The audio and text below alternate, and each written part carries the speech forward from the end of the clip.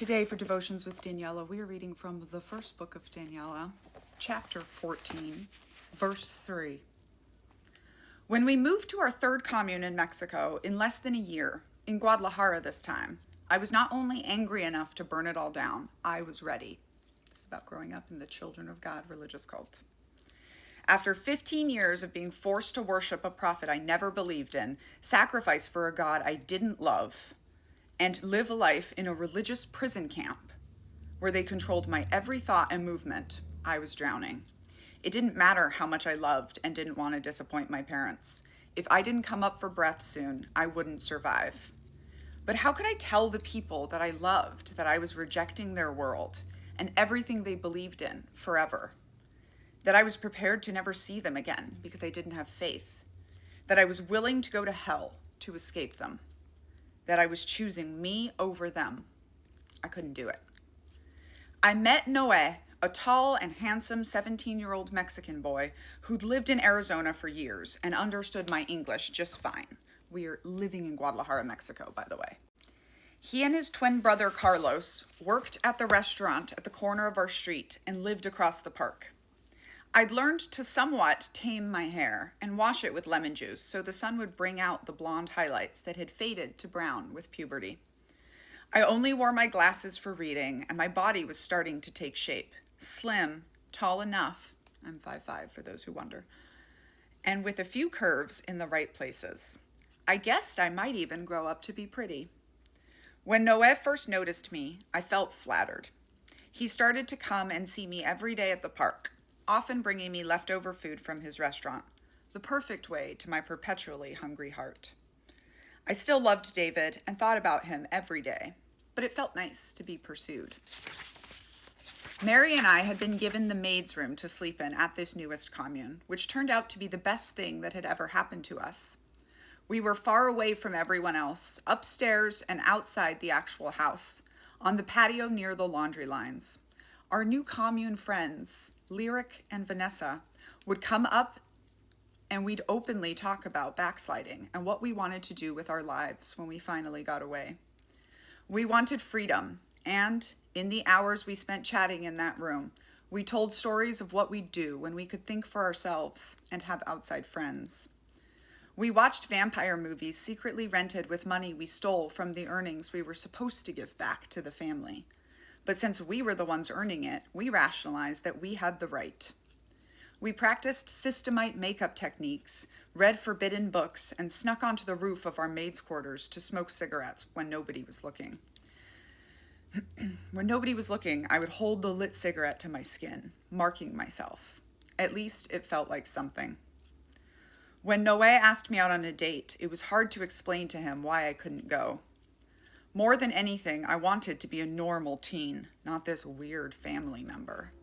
But of course, I was a white blonde girl living in a single house with 20 other white blonde people in the middle of Mexico, so it must have been obvious that we were the furthest thing from normal. Instead of pushing, he came to our house for Bible classes. We'd spend the whole 2 hours staring at each other and passing notes right under Dad's nose, his in Spanish, mine in English. I was falling for him hard, and it was so deliciously rebellious. He was a systemite, an outsider, so I knew it would never be okay. But maybe if I was with him, I wouldn't need the family. Maybe, just maybe, he was my way out. Late one night, when the house was finally free of the noise of 20 people moving about, I lay in my bed, fully dressed under the covers, my hair and makeup prepared by Mary and Lyric, trying to will myself to be brave. I want to do it, I kept saying to myself. I want to sneak out. I want to meet with him. I went over the route in my mind, picturing the obstacles and how I would surmount them. Climb the window grate onto the roof, vault onto the roof, cross over 4 houses, climb down the side of the restaurant, and run across the park to the far side, where he would meet me.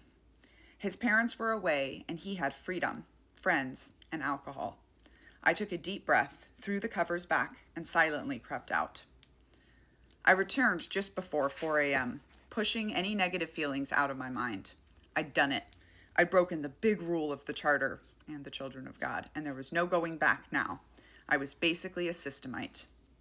Sleeping with a systemite, someone who'd never been in the family and who'd probably never even read the whole Bible, felt so much more dangerous than sleeping with David, who, even though he was a backslider, I could still argue had come from the family. But I didn't need those paltry half-excuses anymore. I soared high on my newfound sense of freedom, the power of sex as my choice, and the amazing feeling of being wanted by someone. All day, I felt like I was floating on air, 2 hours of sleep notwithstanding, and I knew I'd go again that very night. I knew it wasn't love. My mind kept flitting back to David, and something would tear in my chest. Maybe I was using Noé, just a little, but he was something different in a world of monotony, and someone who was solely mine. 4 days later, I woke with a start, sunlight streaming in the windows of a room I didn't recognize in daylight.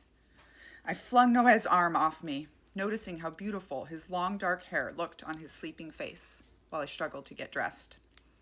"Wake up, we fell asleep," I said. "I'm so screwed. Acorda, Noé." He rubbed his eyes, looking at me with confusion. Then his eyes widened and he leapt out of bed and began to dress with the urgency of someone who knew it was bad. Being caught in bed with the 15-year-old missionary kid wouldn't be good for him either. But I knew it was too late. Mom would have come to wake us for devotions at dawn and found my bed empty. I drew one finger down Noé's cheek and he paused with one pant leg on, looking up at me. "Yo tengo que ir," I said. "Te marque después." "I have to go. I'll call you later." And then I rushed from the room, knowing that I'd never see him again. I never spoke to him again. Just before I reached his front gate, the doorbell rang. Mary and Lyric stood wide-eyed on the curb. "They know you're gone," Mary said out of breath. "Everyone is looking for you." "What are you going to say?" Lyric asked. I didn't know. I wouldn't have much time to decide, but on the short walk back to our house, I resolved that this was going to be my ticket out. In the past, when I'd gotten in trouble for smaller rebellions, my parents had been understanding, even kind, while they punished me.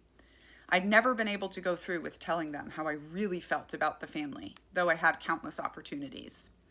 I was always too afraid of breaking their hearts. But now, I didn't care. I wanted them angry. I wanted everyone to be as angry as I was. The rage as we got closer to the house, as a montage of injustices scrolled through my mind. I opened the front door and stormed up to my room on the roof, past my blustering father and sobbing mother, past Uncle Phineas and Auntie Joy, the heads of our commune, who stood mouths agape, sanctimoniously horrified, probably thanking Jesus it wasn't one of their kids. I slammed the door to my room and locked it, and it didn't take long for Dad to start pounding. It struck me as suddenly hilarious that the adults had forgotten to remove the lock when we moved in. We weren't entitled to privacy. They were supposed to always have access to us. We could never really be alone. Not really. But I had enough of that rule, and every single other one. I was done. Suddenly, all my doubts were gone. I wanted this. I wanted to be free so badly I could taste it. And though she'd never been strong enough to get herself away, I imagined that looking at her daughter that day, imagining me at 16, just a year from now, bringing home a baby rather than a prom date. Mom wanted that for me too. Finally, taking a deep breath, I opened the door. Dad's face was bright red, his breathing heavy with asthma and anger. He called me a slut. He asked me if I'd used a condom with that systemite, though we'd always been taught birth control was evil. He even had the audacity to ask me if I'd been a virgin before that night. I winced at the slur, but rolled my eyes hard at the ridiculousness of his questions, at his willful obliviousness. Then, before I could lose my nerve, I yelled the words that had been building in me for 9 years.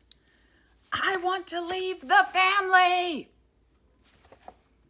And then they imprisoned me in my room for 6 weeks and then threw me out to Texas with $0. We'll read that tomorrow. You can get signed copies of Uncultured attached here, or listen to me read it to you on Spotify Premium or anywhere you get your audiobooks.